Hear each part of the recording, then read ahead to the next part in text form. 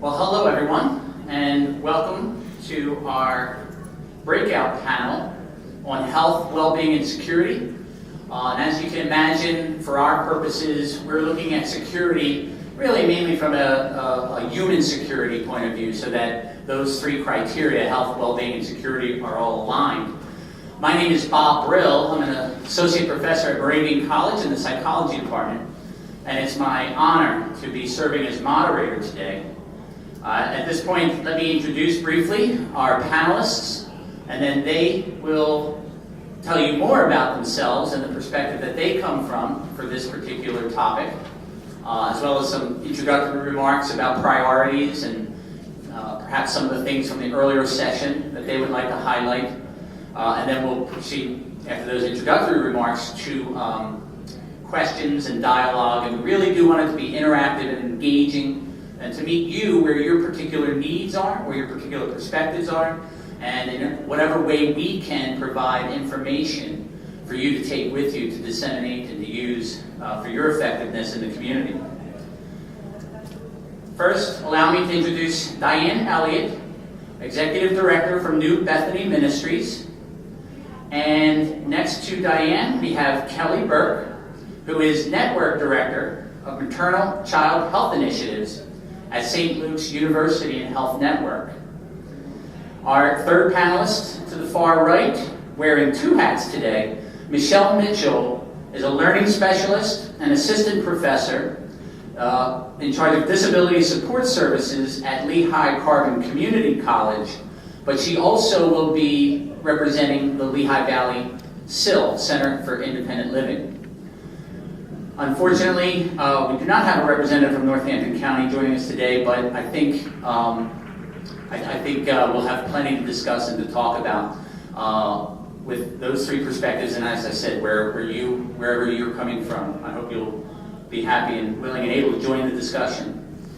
I think we're looking at a topic that, as a psychology professor, I think of Maslow's hierarchy.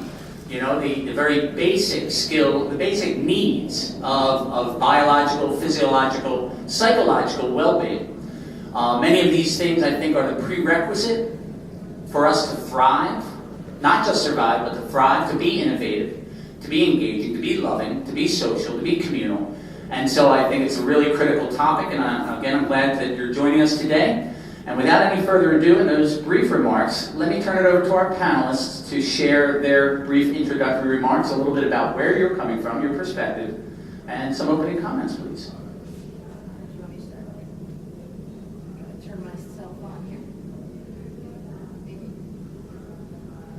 Yeah, it's this version. Okay. Yeah, there it goes. Thank you, Michelle. Sure. I'm Michelle Mitchell. Thank you for that lovely introduction. And as Bob has said, I do wear multiple hats, and today my two hats are going to run along the same lines. And actually, I got a promotion. I'm an associate professor now, not assistant professor at LCCC. But I'm also on the board of directors for the Lehigh Valley Center for Independent Living. I'm the vice president of the board. I think that, one of the things that makes this topic very unique, to me anyway, is my story and how I got to the position that I am right now. Certainly, when we think of health, wellness, well-being, and security, many of the main topics that we think about in that particular arena is, how we communicate, how do we connect with our community, how do we get involved, what kind of jobs are we going to be able to possess or have when we get out there? What kind of connection are we going to be able to make? Are we going to be able to be married? Are we going to be able to have children? And a lot of the other things that we consider the quote-unquote American dream. And I think as we take a look at the trends that we just got a snapshot of the Lehigh Valley, we see that we're making some progress, but we certainly do have some strides to go. My story, certainly started out with going through the public school system, where often I was deemed as somebody who was not going to be very productive in the community in which I lived. I was born in 1976, and so the whole ADA, Americans with Disabilities Act, hadn't come into play yet. I mean, I still had protections under the Rehab Act of 1973. But again, society's perspectives weren't necessarily that of, boy, she's going to be the next president, or an astronaut, or a ballerina dancer at New York City, or something of that effect. So it certainly meant that I needed to prove myself. And as I had grown up, I was first in what they called the handicapped wing, and I put quotes around that if I could do the air quotes, but you got the point. The handicapped wing, where I, was given worksheets to work on, and boy, if I was able to complete one worksheet in one day, that was like a success in everybody else's eyes, but it was really way below my potential. And thankfully, as I did grow up, they realized that potential, and they did start the mainstreaming process. And again, that was brand new, and I was one of the, not one of the first, but I was certainly in the early introductions of mainstreaming. And I was able to get into other higher classes and work my way through college, but certainly was a trailblazer in many of those various areas. But I would have never become that trailblazer had I not been introduced to what independent living really looked like and what that really meant. As I go now in front of various folks and I have these presentations or these talks, I usually try to relate my story to the direction in which these various institutions are going in trying to help, again, trailblaze or provide opportunities for individuals with disabilities to become more interactive into the community, because I think that the story helps to put a real life to what I'm talking about. And certainly, as I go in front, I try to explain to individuals that don't have a disability necessarily what that really looks like and what that really means, because as you're trying to grow up in this community where you feel like you always have to prove yourself, or you always have to demonstrate that you're worthy, or that you have some worth, it really is a difficult process sometimes to go through and to prove. And so, it was really nice to be able to interact with the Lehigh Valley Center for Independent Living when I was a youth, because it was there that I was really able to catch the vision of what this really does look like, this independent living scenario, this I am part of a community, I am a valuable part of a community, and what I can do for that community, even though I may have some needs and some places where I don't necessarily shine. And I think that's the wonderful part about community, that we as individuals have strengths and we as individuals have weaknesses, and as together, our weaknesses and strengths work together, just like in a marriage or in a partnership of some sort. And I think that's really what I'm hearing as I go through, or as I listen to the talk over there. So as I go through and we have more discussions, I'd be happy to give you more details about my life, but I think really the priorities are, for the two organizations that I represent, is really trying to make sure, first of all, that everybody who wants to go to college has an opportunity to do that. And whether the goal is to become an associate's degree or to move on into a 4-year or a 6-year institution really doesn't matter, or their goals could just simply be, I want to learn how to interact with other people, I want to maybe get a technical trade, whatever the case might be. We have programs and initiatives to do that. And also on the independent living side, just trying to make sure that the programs that we are offering are getting individuals out there and really demonstrating for them what that American dream can look like for their personal goals. So, thank you, Michelle. I'm going to turn the mic over to Kelly. Then you'll take the introductory. Hi, my name is Kelly Berk. I work for St. Luke's. I'm the director of Maternal Child Health Initiatives. I have 3 home visitation programs that I currently oversee. And to me, when I hear the state of Lehigh Valley, I think it creates an awesome outlook or perspective of what's kind of going on in the valley. And to me, working in maternal child health, we're working with our families, the mother, the child. It goes beyond just the mother and the child, but the father, the grandparents. So all of this pertains to the families that we work with in our programs. A little bit about myself. I've been working in public health for about 15 years. And I've worked in health education. I worked at the Health Bureau in Bethlehem. I've worked for St. Luke's in various capacities. And in looking at this, trends at a glance, you can really get a sense of where we've made some strides and where we need to keep going. One of the things that I think about is one of our programs, the Nurse Family Partnership, is a highly intensive program where we work with first-time low-income mothers, and we start early in pregnancy, and we stay with that mom until the child turns 2. So we are looking at data all the time. That program is based off of 38 years of research. And we kind of take that snapshot of the families we are working with and compare it to our normal population in the Lehigh Valley. And we are trying to kind of flip things around and change the dynamic of what's going on. And we do that by really focusing on 3 things, which is improving pregnancy outcomes, trying to improve the health and development of the child and the mother, and also to improve economic self-sufficiency. And that's kind of what I'm seeing in the state of the Lehigh Valley, is looking at some of those things and asking the questions to our community, and how can we change this? And one of the kind of buzzwords that you keep hearing more and more about these days in public health is that collective impact. And how do we build those partnerships to have those changes occurring by having many, many different kinds of people and many different kinds of disciplines involved. So when we're working with our families, primarily we're trying to prevent, trying to flip-flop those numbers, trying to introduce, healthy lifestyles and educations early in pregnancy so that we don't have babies born too early or too small. And one of the things in looking at the data in Northampton County, our low birth weight is much higher than it should be. And that's something we need to continue to work on. And one of the ways that we try to do that is by following and trying to get these high-risk families involved with services so that we can try to reduce those rates and kind of figure out what's going on. And when we read the health and well-being section, we see that, typically we're not having a lot of people dying, but we have a lot of very sick people. And we have a lot of chronic disease. And that spills over into so many other areas. Because if you're not well, then you're maybe not going to work, and then maybe you lose your job. And there's that economic piece. Or if you have uncontrolled diabetes, or you're very, very overweight, or you have other health issues, or mental health issues, then maybe you're not going to be able to appropriately care for your baby or have a healthy baby.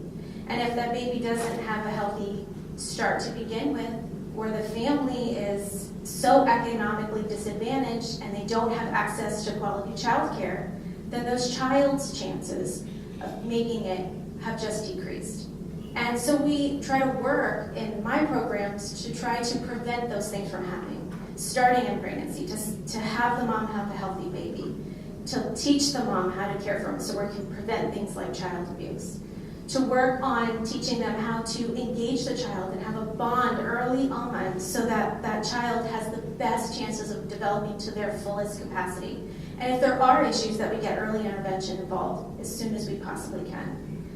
From there, we're working with the mom. Do you need mental health services? How can we get you connected? Do you have access to health care? Let's get you health care. Let's get this family set up so that, looking at Maslow's hierarchy, those basic needs are fulfilled so we can move up the chain so that that mom can improve their economic self-sufficiency. But in looking at what we're seeing in the state of Lehigh Valley, there are some problematic areas because as we move that family along and that mom along, we're still seeing that women are making less money. And if you're a single parent household trying to raise a baby, we can get the mom help to get that education. We can get that mom to get a job, but she's still at a disadvantage. And I think that's something that we need to keep talking about, how we can bridge some of those gaps. Because we have more and more families that are looking like that. And one of the things that in reading the state of Lehigh Valley is just the amount of families that are headed by grandparents. That's another trend that we're seeing. And so if we're having older adults caring for children and they are maybe not dying, but also living with illnesses and not having a great quality of life, or have chronic disease that's not being cared for, it's something else we need to think about and address. So I think today's forum is a really good chance for us to kind of talk about how together we can make more of a collective impact. What kinds of things that we can do? What's our shared vision and how we get to that point to help our community to be healthier? I guess it's still morning. Good morning. I put in the back a single fact sheet about Bethany Ministries because most people don't realize that when we're talking about basic needs, we're not just talking about the food services that we provide, but we also provide shelter to single men and women.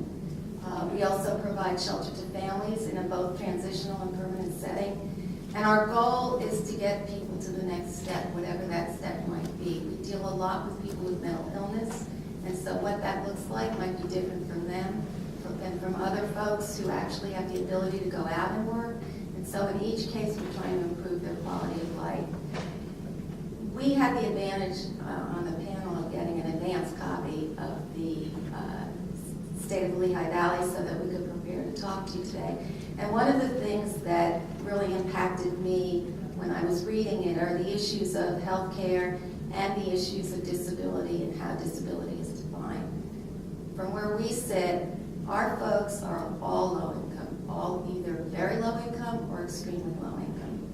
And when we saw the data today at $40,000 less or less, my folks would love to be making $40,000. The fact of the matter is what wasn't there, or at least wasn't broken out, is what's going on with those folks who are at the extremely low poverty level. The report talks about social aspects. It talks about economics and unemployment. It talks about education and income, and various different disparities. It talks about environmental issues and health and environmental issues. All of those things affect my folks, many of whom are homeless. And when we talk about issues like environmental issues, they're out in the elements. This cold winter, last cold winter, we were open, but we're not there for them 24/7. And what are they doing when we're not there? So they're dealing with the elements. It's affecting their health, and then they have to find a way to deal with the health issues. They have all kinds of disabilities. If you are in poverty your whole life, everything about it, there's some disability. You're not getting the education you need, so you're not getting a job. You don't have enough money to live in a place. You need to be making $17, $18 an hour if you're a family of four, so you can rent an apartment because affordable housing is not readily available in Lehigh Valley. 4.7% of our folks get higher education. So they're either getting a GED or they're high school grads and jobs are not easy to come by. 71.6% of our folks have no income at all. And the largest number with income are those who are getting Social Security disability, and they're getting that because they can't function at the level that everybody else can. So, all of the issues that were discussed, that's just a little bit of what's really going on with the people at the lowest poverty level. You provide the basic needs. If you don't have a place to eat, you don't have a place to sleep, you don't have clothes on your back, none of these other things are going to happen for you. And so we make sure that they get the nutrition they need to stay healthy, so we're teaching them not to use emergency rooms as their primary physicians. We're working with a street medicine physician's assistant who has opened a clinic at Bethany so that our folks can come in and he will act as the primary physician for these folks. And one thing that isn't obvious from any of this is that you can give these services and make them available to people at the lowest income levels, but they have learned not to trust the system. And so you can make it available, but you have to build trust. They've gotten used to being treated differently. They've gotten used to people not really caring what happens to them. They've gotten used to people making the assumption that they're all lazy, and if they would just go get a job, they would be be okay. That is not the way it is. We have a broad spectrum of people that come to us every day. It's as diverse as any other population. They are people with, one person, a resident, who has 2 PhDs, was a scientist making 6 figures 6 years ago, has been unemployed for 6 years. Money doesn't last that long, and has been crying with homeless. So you can't stereotype the kind of people that we take care of, and yet that's a disability for them because assumptions are made about them. In terms of trust in the area of mental health or in the area of just healthcare in general, they're treated differently when they go to a hospital or to a doctor, and they get short shrift.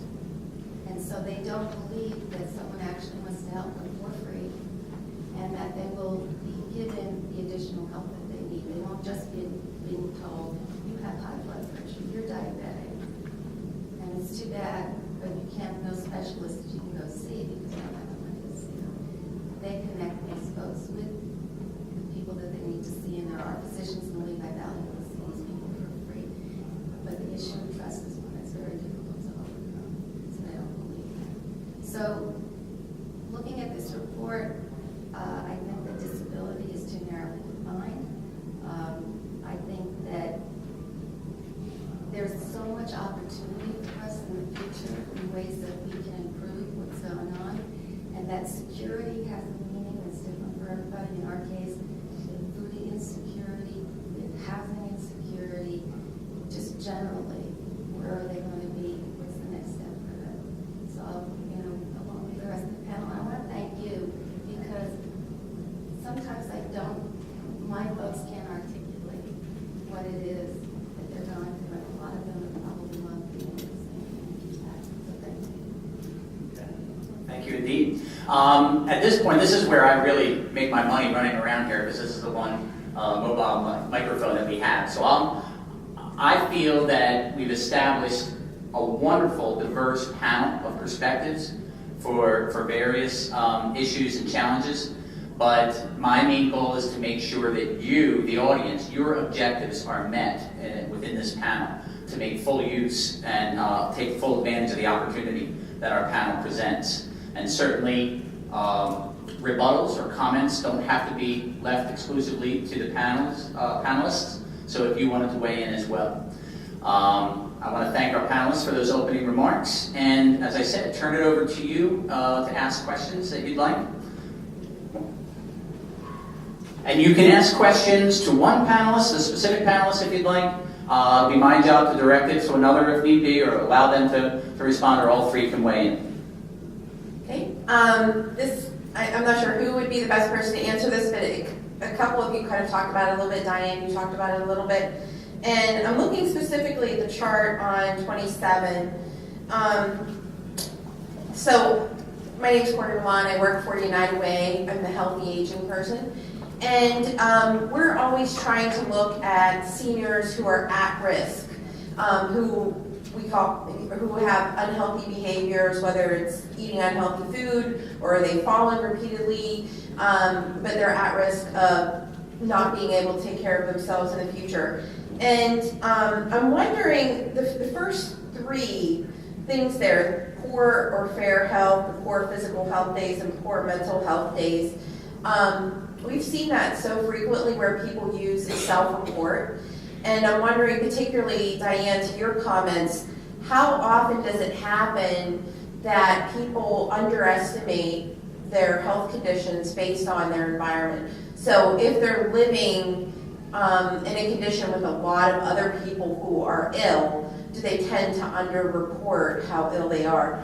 We see a lot of seniors who will say, no, I had no bad health days last month, but they have diabetes that isn't managed, their sugar level's too high. And so I would say they have health issues, but they don't think they have health issues. And I just wanted to see if anybody could address some of those underreporting issues. I appreciate your question, because obviously a lot of our initiatives need to be driven by good quality needs assessment data. Mm-hmm. And we heard several times in the opening session, oh, that data is not available. Well, what about the data that is available? What is it about the human dynamics that may weigh in on the quality or validity of that? So I appreciate that. It's definitely underreported, I would say. We don't see the issues until they become acute. So we've got people with diabetes, and we've got people who have told us repeatedly when we ask them if we can help them that there's nothing wrong, and then they have a diabetic, either too high or too low problem, or we've had people with mental health crises right in front of our eyes who have told us that there's no problems, they're not seeing anybody. I would say that, especially the people that I see, definitely not reported. It helps a little bit because places like St. Luke's come over and try to work with our clients, but even when they talk to them, they don't get the full picture. And so when they report to one of our folks who have high blood pressure, they just say, well, it's just a day. I'm okay. So it's not until they get into crisis that we find out for a lot of them what's wrong. And again, I think some of that may be just the way they report to us, because they don't really think that anything's going to happen if they tell us that there's a problem. Before you turn it over, is it the trust issue as well? Is it that you had spoken about the trust Right, issue? that's what I'm saying. They don't always tell us because they figure, what's the point of telling you that we have an issue, you're not going to do anything with it? And do you have a best practice solution or suggestion for improving that? Well, if you get an opportunity to spend a lot of time around these folks, and if you prove to them, you have to prove to them that when you tell them you're going to do something, you do it.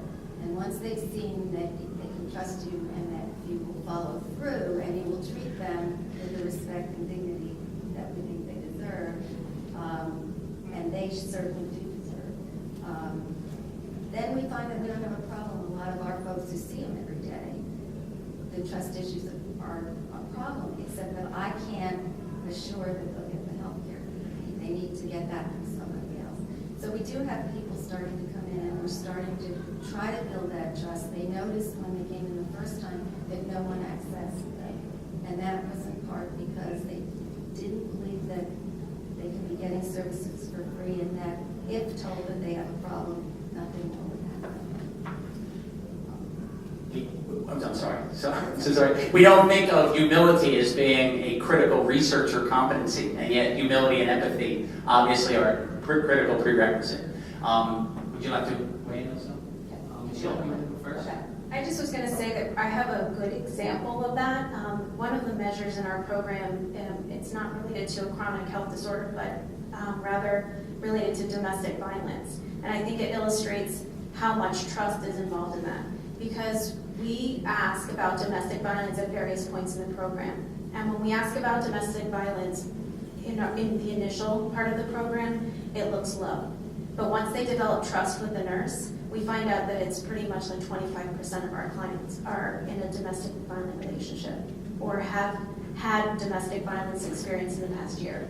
So I think that's one of the ways that it clearly highlights the importance of trust, and that when we're using different tools and assessments, that we need to think about some of those things in how we're actually delivering the tool, and when and at what times, and maybe taking it several times to see what our outcomes are at different levels, and based on who's giving it and how much trust is there to start with.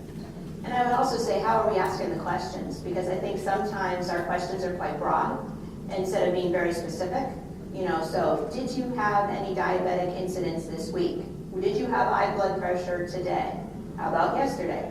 So very, very specific droning down. But I think the bigger issue does come back to also independent living. I think a lot of older folks are afraid of that being taken away, because as they see it slowly being cracked away from them, now I have somebody coming into my house 2 times a week to help me with home health care assistance, or now it's every day. They see these things kind of slowly dissipating in front of them, and they're afraid, hey, if I say I'm falling, once a month, what is that going to mean? Does that mean now I have to go into a home? So I think that's also the big issue. So if we could find ways in which to provide some security to the individuals, that even if you're telling us, that these things are happening, we're going to try to every other rehabilitative way to get that so that it doesn't happen, so that you can stay independent for as long as possible. I think that would really be another great way to get more honest or good feedback. Thank you for that good start, because it does start with the data. Other thoughts or questions for our panelists? Hi, so I'm Sabrina, if you don't recall from the last presentation. So despite my presentation on labor, economics, and education, I'm a health economist by training. Obviously, health and labor are very related. So something that I struggle with all the time in my classroom and with a larger audience is getting people to understand that that their health affects everyone else, right? And everyone else's health affects them. So this sense of community. So I'm sure that you all experience this as well. So can you just kind of share, everyone in the audience I'm sure understands this concept, but how do you share that with the larger community so that we can make changes outside of this room?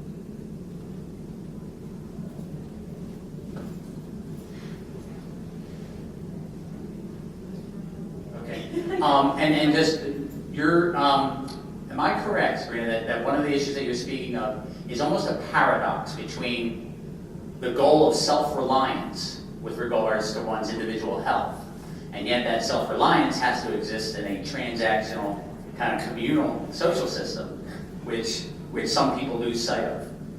Yeah. Yes. Sabrina, in my programs, being that the maternal child health programs, I see it in the family unit and then to the larger community. So when we're talking with our families, we're talking about how the maternal health, whether it's physical or mental health, has an impact on that whole family structure. And so we're trying to teach our families how to encourage those healthy behaviors, not only for themselves to be healthy as caregivers, but to role model it to their children. And the power of role modeling should never be underestimated.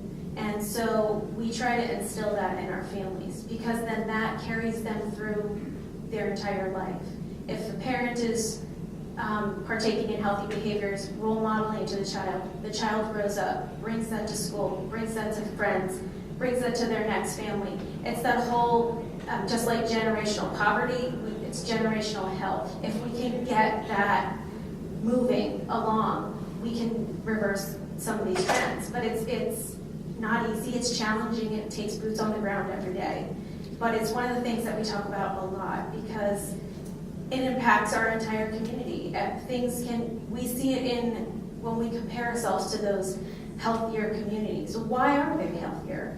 What is it about this state that's healthier? Well, they've kind of taken it on as their norm, that this is what we do here. We exercise more, we eat healthier. So it's kind of changing people's mindsets to then see collective change in a community. And so that's what I think we're all kind of trying to strive for every day in the work that we do. So to me, I think that's really important. And we do that not only with like basic health behaviors, nutrition, those kinds of things, but also in adopting healthy behaviors for education, whether it's teaching moms to read to their babies in utero and then taking all the way through to make changes in not only their health, but then their educational success, but then leads to better monetary success, but then leads to more, economically stable families and who have access to, healthcare and all sorts of things to keep them healthier. If I could mine that down just a little bit further, the educational message also has an emotional component to it. And so I'm curious about, particularly guilt and shame. When we talk personal responsibility and a mandate for that, sometimes it brings that message of guilt and shame, and how do you walk that fine line so that it's constructive without shaming, perhaps? Although that word sometimes isn't necessarily deconstructive. I just want to make sure, just to clarify, are you saying in terms of teaching them to educate their child? Or even for them to take on the role model of personal responsibility. I think everybody innately wants to improve. I think that most people, if you talk to a family and you say, do you want your child to be successful or you want them to be a failure? They're going to say, I want my child to be smart. I want them to be successful. I think every parent has that hope that their kid's going to be okay, that they're going to do well, that they're going to do their best. And sometimes, unfortunately, they don't have the tools in place to be successful, but they still dream that. They still want that. So we try to capitalize on that and try to say, okay, let's break it down. This is something you want. How do we get you there? What are the steps that are going to take, that you need to take to move you closer to that goal? And let's think about them logically so that we're not just dreaming it, but we're moving towards the actual goal. And so I think everybody has that in them. It's just capitalizing on those moments, using trusting relationships to accomplish it. Because if they don't trust you and they fear that something bad's going to happen, like I'm going to be, not be able to live independently and take away my quality of life, it's not going to happen. So that's an important piece of it as well. And I was also going to, piggyback on that with, I think we see that a lot in our high stakes majors at LCCC, our PTA, physical therapy assistant, OTA, occupational therapy assistant, and some of the other more select majors that, there is this group consensus that I'm not allowed to be sick. I have to look strong because if I don't look strong, that means that I'm going to be kicked out of the program or whatever. And we do have high incidence of anxiety and depression within those particular majors. And it's because of this, I need to keep it all to myself and I have to look healthy. And what we've tried to do to try to overcome that is create more of group sessions where, once a week or once every other week, they get to sit down, and it's not with an advisor necessarily, it's not with anybody associated with their major. It's with one of our counselors, and they get to just talk about, okay, what does this program mean? What's going on in your life personally? How can you be more healthy individually? How can you be more healthy as a group? What kind of support systems can you create? And I think that's also true, and I'm sorry that I keep switching back and forth, but like I said, I'm wearing two hats. I think that's also true at the SIL. We have Real World Lehigh Valley, we have all kinds of peer support groups that take place, we have this Tools of Life program, and all of these programs' main component is a gathering of some sort, once a week or once every other week, where they get to kind of collaborate with each other to kind of see what interactions play out in how their health is impacted, or how their mental health is impacted, or whatever the case might be. So I think that group setting where there is no, like you said, no fear, no issues of trust, that can be established, and they can really kind of hammer out some of these things and see how their interactions together affect one another. We have two sets of population, so it's different for us. When we're working with families, the dynamic is different because we have case management and we work with our families to try to teach them parenting skills, and that includes taking care of themselves and their children, and the importance of parents being healthy in order to be able to take care of their children, especially in the area of mental health. We really encourage and bring together mental health professionals. Now, one of the issues is that with a lot of funding cuts, there are not as many mental health professionals or caseworkers out in the community, which has taken its toll on a lot of the families in the Lehigh Valley. But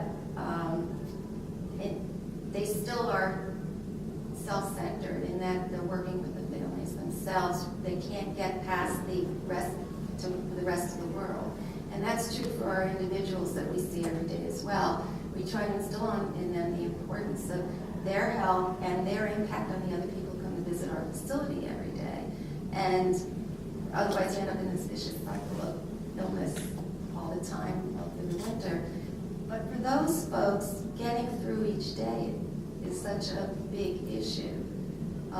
For a lot of them, especially in the wintertime, who are waiting to go to a church overnight because they have no place else to stay, they're not as easy to get to because it's all about them. And it has to be because they have to survive each day. So it depends on the population that we're working with. The issue of empowering individuals with that role modeling is very empowering, I think, a good thing to take away.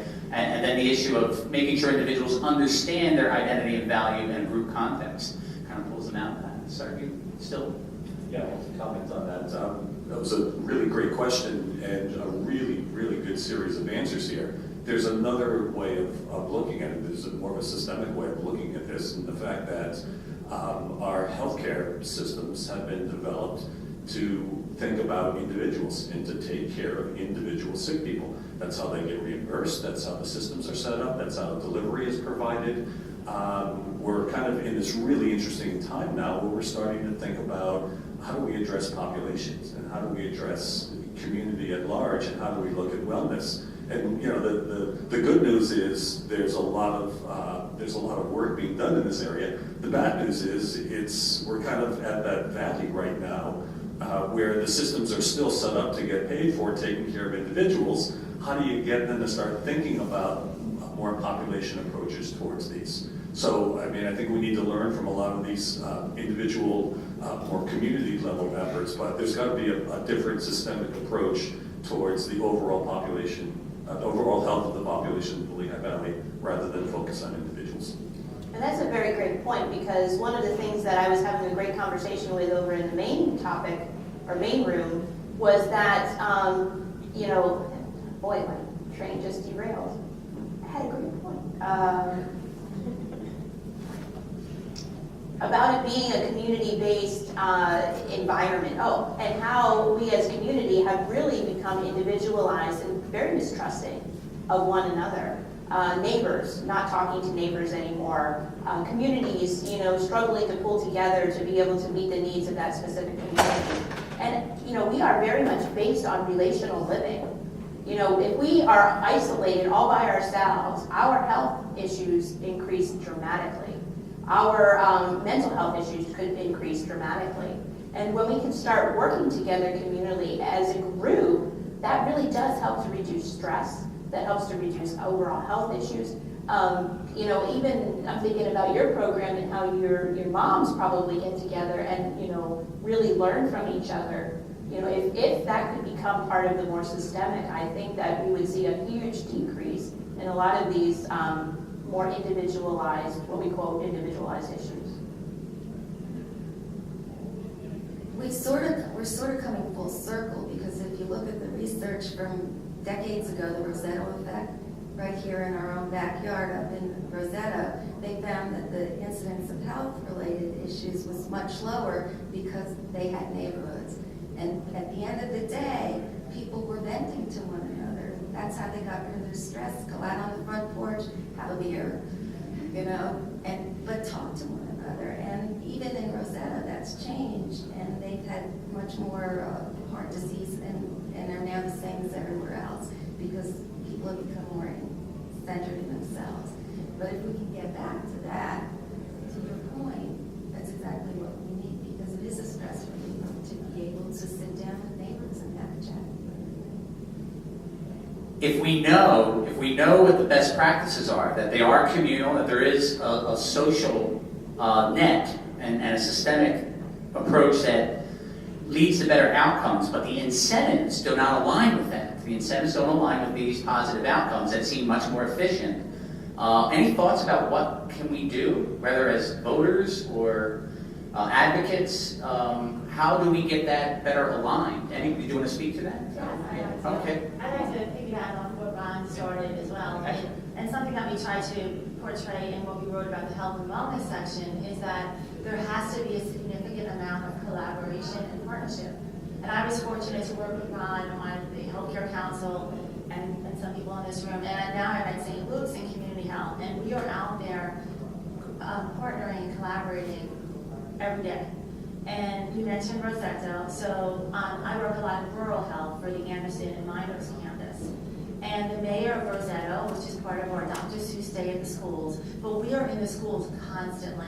And we come at it from many different angles of mental health, behavioral health, care coordination. We just did a project for every student that failed their vision exam. And we went in there with the care coordinator and we followed up with everyone. But we're also in partners with the administration and the students and the local bank, as well as Northampton Community College. I mean, we just have so many people working together that are invested. And yes, funding is always going, you know, it's not there yet, and we have to come a long way as far as that goes, but it feels really good to be out there and seeing these partnerships and this openness and this collaboration where people are willing to work together. And we're seeing some really good results. We're trying to be very measurable, but we call it an adopt a school program. But you have some parents that say, we're fine. we don't need, they're fine, we did fine, look at us, and they're not fine. So under recording, they are not fine, we know they're not fine. But as we build these relationships and we get that trust, they are opening up a little bit more. And our care coordinator can say, well, let's look at your vision card. Let's see, let me show you, let me help you and connect you to the services. And we're not there yet. Like, we still had like counselors to get them to have insurance, and we didn't have the numbers that we wanted. But in some ways, with dental, we take our dental, we are seeing that once that trust is there, then we have even more success with our collaborations and our partnerships and with the outcomes. I appreciate the inspiration and optimism that comes from holding, focusing on the positives. Yes. But from your perspective, can we constructively look at the obstacles, the healthcare obstacles that are disproportionately perhaps negatively affecting those efforts? Is there anything that we should be advocating for, anything that can be fixed from an obstacle point of view? Well, what I see is that, sort of along lines of what Ron was saying, is that buy-in from more of the model, where it's not about just going into the hospital and taking care of people when they're sick, but investing and putting the funds behind how can we work with these prevention models and how we can make them sustainable. And I do see a lot of progress, like I said, that you now have different networks investing in community health, because there's always that risk that community health keeps getting cut and cut and cut.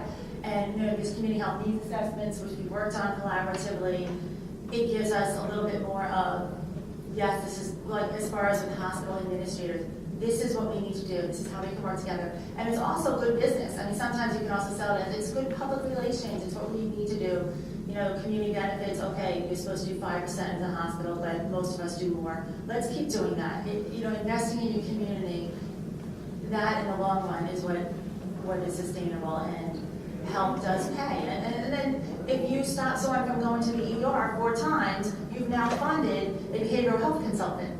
So, the data is there, and I think that model, that integrated model is, it's evidence-based, and the more it keeps getting evidence-based and supported, the more sustainable it will be. Thank you, Rosemary. The healthcare system is in such a state of flux that I'm hoping we can seize the opportunity to change it in an optimal way. All right, so you asked about an obstacle. I'm the Northampton County Reentry Coordinator. I work with the jail, and right now we have about 700 inmates at any given time in our jail. We see about 4,000 people come through in a year. So with 700 inmates in the jail at any given time, we have about a third of them on psychotropic medications. When they leave our facility, they are given 3 days of medication and are expected to find a doctor and get a prescription and continue that. That's for any kind. That's not just mental health, but that's also any kind of physical health. So if you need to take your blood pressure medicine, your insulin, whatever it is, you have 3 days. And really, to ask about what we can advocate for, we really need to advocate for a more coordinated system of coverage, because almost all of these people will be eligible for medical assistance, health insurance upon their release. Maybe not for the long term, but for that short term in between. It takes way over a month to get that started. We have asked the state numerous times for, why can't we just suspend, our average length of stay is 55 days in the jail, but the medical assistance open accounts close after 30. Can't we bring those into parity? Can't we bring close those to, what would be another 35 days? 25 days onto that. What does that impact for the state? How does that work? So there are a lot of advocacy things we can do, particularly for a very, very high needs population that are the chronic users of all our most intensive, most expensive services. We're talking about expensive services. It costs $100 a day to incarcerate somebody at Northampton County Jail. $100 a day. So if you save one person coming back to the jail for a year, that's over $35,000. So many, many people decompensate, particularly with their mental health, after discharge and end up in our emergency rooms, clogging our emergency rooms, and then violate whatever terms of their release are and end up back in our justice system. So. Thank you. I'm going to allow our panelists perhaps to speak to that very constructive exchange, if anybody would like. One of the things that, well, I've worked with Laura on the reentry committee, and my background is in criminal justice. But one of the things that we try to do at New Bethany is keep people from going back to jail. We take people as often as we can who've been in prison, and we try to work with them and keep them out of the prison system because we know what the cost would be. But getting the funders in some cases and the governmental units to understand the cost savings is not always easy because it's not as easy and as definable as others. So they're not necessarily supportive of those of you just because you're doing that. The other piece to that too is the ER visits. Just generally speaking, we started this clinic, so we have a primary physician, so people won't go to the ER because that's another cost. That's huge. As you pointed out, you could get another person and they're not using the ER. So that's another thing that we're working on. To Ron's point, it's not just the healthcare system that operates on an individual basis. Collective impact, as used before, trying to work together towards a common goal is something that we're trying to do with other agencies that are similarly situated to us. But funders still look, in a lot of cases, at the yearly matrices. These things take more than a year. They'll take multiple years. And our funders need to start looking at what kind of progress are you making each year? Are you moving towards your goal? It won't necessarily be successful when you're working with other people, but inroads will be made. And so the matrices aren't there. I can't say that at the end of 1 year we handled this many cases, this many successes. But I can say more people are working together, we're building a coalition, we will ultimately have a greater impact on the community. We impact about 9,000 people a year. It's not insignificant, but there are 80,000 who insecure people who have out. How do we get to those 80,000?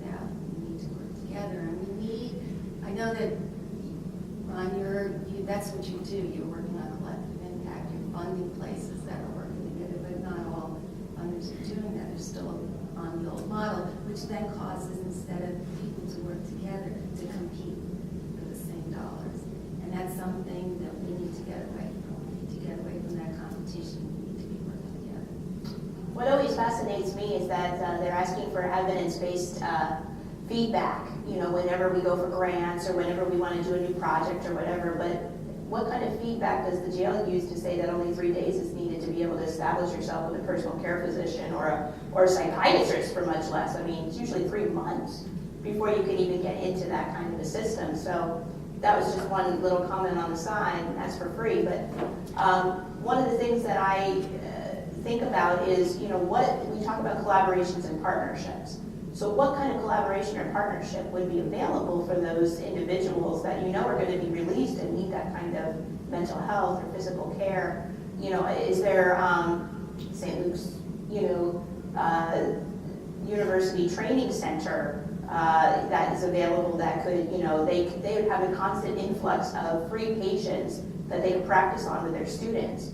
Or, I don't know, something to that effect where, would there be some sort of collaboration or partnership available for these individuals coming out so that they aren't falling off the gap, falling into the chasm?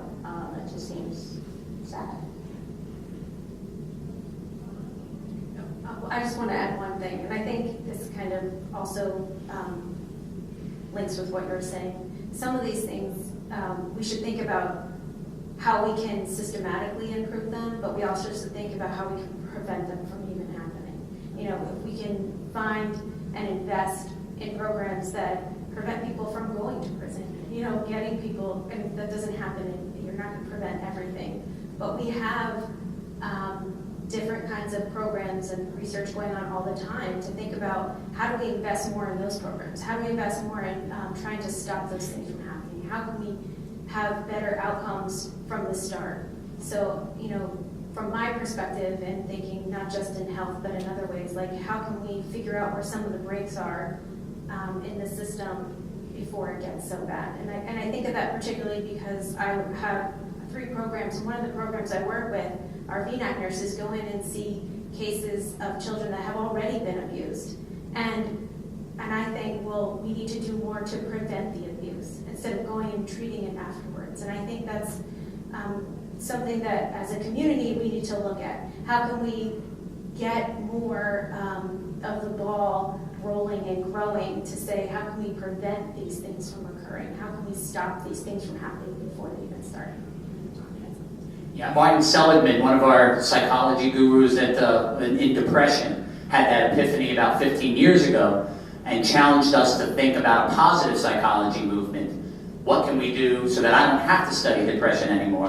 And that made great strides in that vein. As a researcher too, I think the idea of finding valid intermediate success progressions rather than that final goal, that's something that's compelling to the funders so that they can think outside the box as well. Or as I hear things from a research perspective, I'm putting away. First of all, thank you for facilitating our group therapy here. This is really, really helpful. No charge. Two comments, and they're a little cynical, so I apologize for that. The first one is, let's just look at Nurse Family Partnership, which I think is probably one of the greatest programs provided in the United States right now. With, as Kelly said, 38 years of data. We know this works. Why are we struggling to, this is rhetorical, you don't have to answer this, but why are we struggling to keep 3 small programs going in the Lehigh Valley? This should be everywhere. So the fact that we need more data, we need more evidence, and well, we got it. We just have to figure out how to take $17 trillion of healthcare and apply it differently, and we haven't figured that out yet.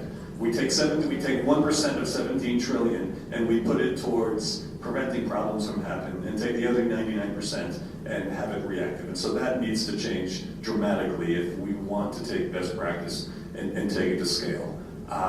My second comment is around cooperation and collaboration, and I'm absolutely convinced that collaboration is an unnatural act conducted amongst non-consenting adults. And we can point to funders, and we can point to the culture, and we can point to nonprofits and government, and we're all guilty. And there needs to be some real gigantic culture changes if we want to see collaboration, collective impact really take off. There are so many barriers that prevent us from doing this. The good news is I think that converges with your earlier point about focusing on the individual, right? It all stems from our culture of rugged individualism and the fear and mistrust of becoming more collaborative oriented. So they're both from the same seed. If we can just re-nurture that. May I? Is that okay? Yeah, you go ahead. This is kind of piggybacking off his first point. I'm just thinking through it, and it seems like a lot of the issue is stemming from the stigma surrounding mental health, low-income families, people with disabilities. So are there ways that you guys are able to combat that, to try to maintain the funding and maintain the support at a systemic level so that there could be change associated with that, so we could get funding, so that money coming to us rather than the reactive, we can have it going in the preventive care? So stigma not just for the individuals struggling with it, but you're saying stigma within the decision makers, the powers to be.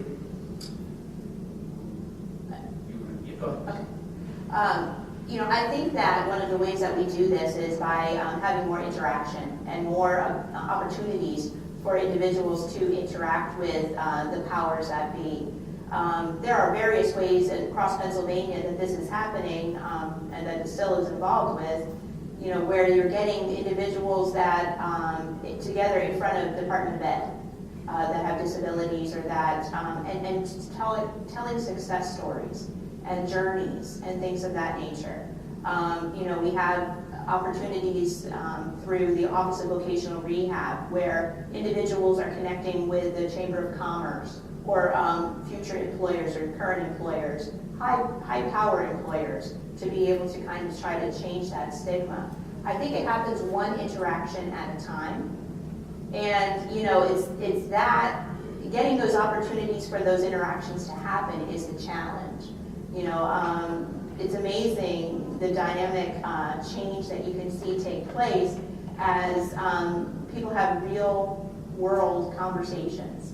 I'm not one to shy away from any kind of conversation, from sexuality on through to what my disability is and how that impacts me in my everyday life. And I think that those kinds of interactions really are what helps to give one person at a time, which is society, a different change in what their perspectives are on individuals, whether it be mental health or some sort of disability, or children out of wedlock. I mean, there's all kinds of stigmas that have changed over time, but it's always that one person at a time and one relationship at a time that helps to make that change. In line with what you said, I was going to say on a small level, what we do and what I'll do for all of you is come have a tour. That's what we do. We bring people in, and when people come in and they see the population and they work beside the population in the emergency food pantry or in the kitchen, they start to see that these are the same people they live next door to who have fallen into hard times. And it's a chicken and egg thing. People assume, well, they must have been drinking or they must be on drugs, and so this is why they got to where they are. Not that that's never the case, but just as often it's been years and years and years of living on the street and now trying to dull the pain. So, but for the grace of God go I, when they actually come and see who these people are. We all have neighbors who when jobs got lost, people lost homes. Where did they go? Well, the difference between them and the people that I serve is they had family support. They had someplace to go. One folks don't have that. If I didn't have that, I would have been on the street at one point in my life too. So it is that one person at a time that come here, let me show you that personal interaction with the folks that you have always stereotyped in a certain way, and the stigma starts to go away. But I also wanted to respond to Ron's remark about, yes, working together is a very difficult thing. Before I did the work that I'm doing now, my job was to try to get all 62 municipalities in Lehigh Valley to work together. You can only imagine what that was like. It's not a natural thing. It is like oil and water. But I think there are ways to bring people along. And from a nonprofit perspective, I don't think that most nonprofits in the Lehigh Valley or anywhere are going to have long-term success with funding continuing to decrease if they don't find ways to work together. And so I know of many efforts going on right now where we are trying to do just that, but it's not an easy thing to do. And one of the ways in which funding can help is there are places where funding has been cut off, not in Lehigh Valley, because things weren't moving in the right direction, and the funders said, in this case, $12 million worth of funding. Unless you guys get it together and start working together, this is the Philadelphia school system, you are not getting another dime. And they pulled all their funding, and 2 years later, they got their funding back because they were forced to work together or lose their schools.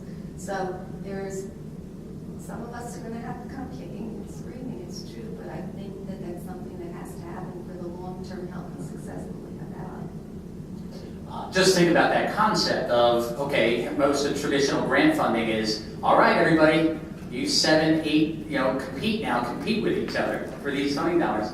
And yet, what if there are criteria? What if we advocated for and made it such that the criteria required clear benchmarks of collaboration and whatnot? Michelle, I'm reminded of a presentation I gave about a year ago in Harrisburg, empirical 51 interviews, and these were the findings and PowerPoint slides. I thought it was great. Okay, I got some acknowledgement, but then I was followed by on the next on the agenda were 3 contest winners, young children who created a video on how to market and promote accommodations and things of that nature. They stole the show. They stole the show because I was thankful that I didn't have to follow them, that I came before them. But it was that face. They were able, in their own youthful but innovative way with social media, they were able to create a 2 or 3 minute video that was way more compelling than my empirical evidence. So I just wanted to give an example of that. I was just going to say quickly that there are more funds that you apply for that ask for an MOU between partners, as opposed to just a letter of agreement, an actual signed MOU about what each partner is going to do. MOU standing for? Oh, I'm sorry, memorandum of understanding. Okay. So I think we are seeing that a little bit more now, which is. Okay. Yeah. Well, I think the way that we answer both of these questions too about collaboration and stigma too is trying to change what people value. You know, if everybody valued increasing healthcare opportunities in the Lehigh Valley and you know, could come to the same value statement, or that's not the right word I'm looking for, had the same passion, had the same grassroots motivation, I think that there could be more, because you could all rally around this one value. You know, the same is true with stigmas as well. I think that, you know, oftentimes we value health, and, you know, I don't look healthy because I'm in a chair. But, you know, if instead we define healthy as, you know, somebody who's, you know, interactive and collaborative or whatever, you know, that would definitely change how we value, how we look upon these individuals. But back to Ron's point, collaboration is really, really hard. I mean, it is really, really hard. Can we talk a little bit about very specific, practical best practices once we have an MOU, and how to then engage in managing the expectations and et cetera. So maybe that's a good topic to spend some time on. Very practical ways to improve the collaborative experience. Speaking strictly for my own programs, they don't work if you don't have collaboration. How do I find clients? How do I help that client navigate through the system? You have to know and work with people in your community. Do I think we could do an even better job at that? Absolutely. And I think what Ron was saying, we all need to kind of, it's hard, but we all need to do a better job. And I think the more we try to get to know each other from those higher levels and organizational levels and try to work together and try to figure out what everybody does, I think we could all see that we have a lot of commonalities, that we have pretty much the same kind of goals. But it's a culture shift to be able to say, oh yeah, we're all working together and we're not going to just have our own self-interest at heart, because we all have to give something up. And that's not easy. We gain something, we gain a lot, but I think it's hard for people to give that up a little bit. And I know that we do a lot of partnering. We partner with schools, we partner with the prenatal center, we partner with the homeless shelters, we partner with you know, tons of nonprofit organizations and community organizations in our community, and that's how we link our clients to services, that's how we get referrals, that's how we improve the outcomes in these families, because we need to work with them and we should be working with them because it's a holistic program. It's helping a person meet all of those basic needs in their life to get to the better end result. So I think that we sometimes do a really great job of that, but I think we need to do more. And I think we need to do more so that we can prevent things from happening, so that we can help things from happening. I know we talk with recidivism, like, well, how can, we've been trying to think of ways, well, how can we take our model, which sometimes is great because it's so rigidly studied, evidence-based, but it has certain controls that then it also doesn't allow us to do certain things because we have to follow that model so that we can replicate the same results from the studies. So it's trying to work around some of those things on how could we visit, like, moms, you know, that are in prison, that are pregnant, you know, those kinds of things. Thinking of strategy as how can we get around that, or how could we do this? But it's not always easy. I think, again, it's that whole idea of having to let something go. That's really hard for most of us, especially when we're all afraid of it all going away because of funding.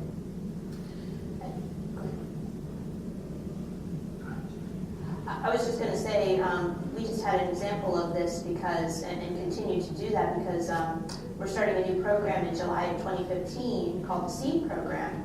And we got a set pot of money from the Pennsylvania Developmental Disability Council to try to create a program to help individuals that were going from secondary into either post-secondary or into the workforce not fall off the gap. There it goes, okay. Not fall off the gap. And basically, you know, from all the high schools and whatnot, we were hearing, oh my goodness, you know, we're having individuals just leave high school and then they just sit in their homes and they don't do anything. And parents are all in a, you know, oh my goodness, what am I going to do? And And so what we tried to do is we tried to say, okay, what would be a good program to allow these individuals to be able to not fall into that chasm? And so we had to partner and collaborate with a bunch of different individuals. And what we found was if we could help those individual, like the Carbon Lehigh Intermediate Unit and OVR and Lehigh Valley Center for Independent Living, if we could show them, okay, here's the pocket of how this is going to impact you positively, as well as you give us some ideas of how it could impact you positively if we change something in the program, that seemed to help some too. You know, again, trying to tie in, okay, what expertise you're bringing to this program and how this is going to affect you positively seemed to be a good collaborative effort in helping everybody come to the table and be very excited and pumped up about helping us to create this program that we hope to see it really launch. So. And on the other end of the spectrum, my background being industrial organizational psychology, and kind of building off what Kelly said about having to give something up, a lot of these times, these collaborations require specific individuals to be invested in the reciprocity exchange, really invested. And what I get afraid of and what I've seen happen, that is a word of caution, is the idea of just kind of FaceTime or just nominal collaboration, where the individual has this much on their plate, but oh yeah, we made this collaborative agreement, so we need to put your name on this, and their name is there, but there's really not the invested. And so that becomes then a seed of resentment and a source of just unhealthy partnering, which can then take a long time to heal. So there really has to be some authenticity. The person, from the organization point of view, I think the person really needs to be charged with authentic investment of that partnership. And I just can't emphasize that enough. From a practical standpoint, often these things start out at the lowest levels of organizations rather than at the very top. And if you work together on a particular issue and you start to look at what can our easy successes be, where can we start, what's the low-hanging fruit, sometimes that success will breed further collaboration. So, for example, what we're trying to do right now is to start working with other organizations who are geographically close to us and look at what are the ways in which we can, maybe at an administrative level, start sharing some of what we do, so that we're sharing costs. And nobody's losing anything, but to start with, we will see a change, and maybe we can allocate some of our funding to things that we would rather be doing than paying administrative costs. So that's something small to start, but if we see some kind of success, we can come on from there. So I really think looking at low-hanging fruit is, and I know it's a cliche, but it works. Seeing success works. So I think from a practice standpoint, that's what we need to start doing. Very good. Thoughts, questions? Very good. Hi, Melissa from Habitat for Humanity. So we have a philosophy where, we look to break the cycle of poverty by offering low-income families a handout, not a handout. So they make a huge investment to obtain affordable housing. And even more so now, we're focusing on neighborhood revitalization, which is healthy communities.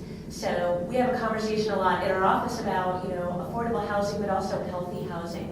And we talk a lot about collaboration. I think our leadership would be very proud to say that we're always looking at bringing in more partners to the table and talking about out of the box, how do we work together and how do we address these issues? So I guess my question would be, how do we create the environment or, a place where different people can come together with the different issues and really talk about, ways of coming together and collaborating and going for those grants collectively and just working together better overall? I found alcohol. No, you're not.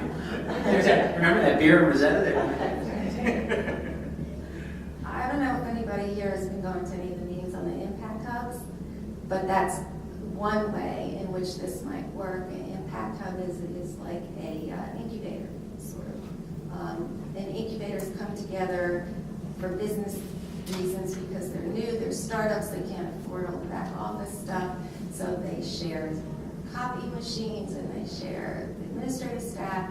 Well, this is a place which is an open space where people doing the kind of work, social kind of work, and people who are actually social entrepreneurs can come into a space where they can meet and work, and they can start talking to one another, and they can start collaborating with one another, and it's not a forced situation. It's a situation where people come because they want to be there, and they want to have the opportunities to have these conversations, and nobody's being required to do anything. But what happens is, in the places where they've already been developed, is people meet people, and they start talking, and they realize they have something in common. And frankly, the Lehigh Valley Research Consortium started in exactly that way, with 3 people from 3 different schools having conversations saying, what do we need to do for Lehigh Valley? So that kind of a space is something that we're talking about in Lehigh Valley. They're looking for a pop-up space right now, and they have found one in Allentown. There was a meeting last night, there have been a couple of other meetings, there will be some future meetings, and if you are all interested in something like that, you can let me know, I will make sure you're on the mailing list. There's also a discussion going on online about this. But those are the kind of things that are going on internationally, because this started in Europe. And they're looking at the Lehigh Valley as a medium-sized city as being the next impact of us national. So those are ways in which conversations can take place because they're natural fits, not because somebody tried to put them together. I was just going to say, I think the other thing that brings us full circle once again is the whole trust issue and being willing to put yourself out there. So if you're reserved and you're afraid that, oh my goodness, they're going to hate my idea, or I don't want to share it because I don't look like an idiot, that certainly is not going to give yourself that opportunity. But I think if you're willing to put yourself out there and start developing that culture of trust, as Stephen Covey likes to call it, that certainly does help the process as well. I also think, being that we're all here about representing different colleges and universities as well, that when you're teaching, it's important to always let the students know. Like, I always bring practical experience into the classroom. This was a meeting, and this was the barriers that we had. A lot of times it's personalities that get in the way, and egos, and we talk about how it could have happened differently, what the outcomes could have been, because that kind of practical experience, I think, will help them in the long run, instead of just being all about theory and practice, but also about how to negotiate and maneuver in meetings and work together, and think of what can be instead of just what has been, and almost have that kind of positive outlook, and also how to help them realize that they can't take things personally all the time. So often you're in meetings and collaborations where people take things so personally that it stops them. I'm not going to give in this time. I'm not going to do that because, keep your eyes on the prize. What's the goal? What's the focus? And how do you, as a group, move collectively towards that? And not let the barriers get in the way of what the real intention is and the mission. So, and I think that more universities are trying to do that, at least it's my hope. Yeah. No, I think the soft skills are alive and well in terms of on our radar to be nurtured, promoted, and worked with hands-on and very experiential. Along those lines too, I think related to the conversation is that one of the personality quirks that I see a lot of is need for control, right? Because if I'm in control, then I can succeed. If I trust others, I might fail. And so the next step when addressing that need for control, and I think it needs to be built into our collaborative partnerships, is failure as an opportunity. Let's not be so afraid of a failure or a setback, but rather what can each constituent learn from that, and build that in ahead of time, and even grant people to realize that you don't have to be afraid about reporting failures as long as you've learned something from them. Easier said than done, but again, if we could be deliberate with that and proactive. I think that's important for our youth as well, to see the educational change, as well as a change in our economic place and stuff like that. I think, like you said, having a culture of failure is being okay, but let's learn something from it versus just, picking on each other because of it. You had mentioned, Diane, about an online discussion area, so it prompted me to ask, and then I'll ask this, and then we'll have one more question from the audience, which is what we'll end with. But the intersection of technology and social media with this topic. Anything we should talk about or put on people's radars with regards to technology or social media trends that as I say, impact or intersect with this particular topic of health, well-being, and security? I think that we can become inundated sometimes with social media, so sometimes it doesn't have a positive effect, but it can also be a way of bringing people together. When we were talking a little bit about stigma, it's interesting because for our clients, even though like our program is for first-time low-income moms, they're actually very proud of the fact that they have a nurse, and it's not a stigma for them. And it's really cool that we've tried doing like a Facebook page for our local nurse family partnership, that we have moms who are commenting on other moms, that we have a way that we're using social media to build virtual support systems. Because as much as we would love to have, some of those formal kinds of group support systems where people all come together, it doesn't always happen because sometimes there's transportation issues, or they have a baby and they don't have a babysitter, and how are we going to do this? So sometimes the logistics get in the way, but we can use social media as a way to help with some of those things. So I think that's a really cool thing that's happening. Like I said, it's not always great because sometimes things can be put out there that reflect poorly, or not even that it's a reflection, but that it could breed not so healthy behaviors either. So I think it can go both ways, and we need to try to be responsible and set some limits on it. Even in talking with our families, we see that sometimes we're such a connected culture that then we lose those social kinds of graces in terms of teaching people how and when to be on the phone or to answer a text or those kinds of things. So I think it's interesting how that also impacts our health, because if we are so immersed in some of the technology, it's to the detriment of our health. Like we're seeing such low levels of physical activity in our kids and in adults, and that just breeds that whole chronic disease kind of spectrum. So, I think we need to have conversations about moving forward what's appropriate in terms of social media, and not only for outreach for our programs and getting collective impact, but also from a general population standpoint in terms of what's healthy. So I think that's also conversations that we need to have. So one final question. The idea was to end at 11:45, but I think we got started 15 minutes early. I believe, if I understand correctly, we're approaching our end point, unless there's one other thing. Then really at this time, I'd be remiss if I didn't, before we lost anyone else, if I didn't take time to acknowledge and thank our panelists. I absolutely had just a beaming with pride to have been a part of this as a moderator, but really humbled by the expertise and the impact you're having. I appreciate all that you do, and I appreciate all that you brought with you today to the table and shared so articulately. Thank you very much, panelists.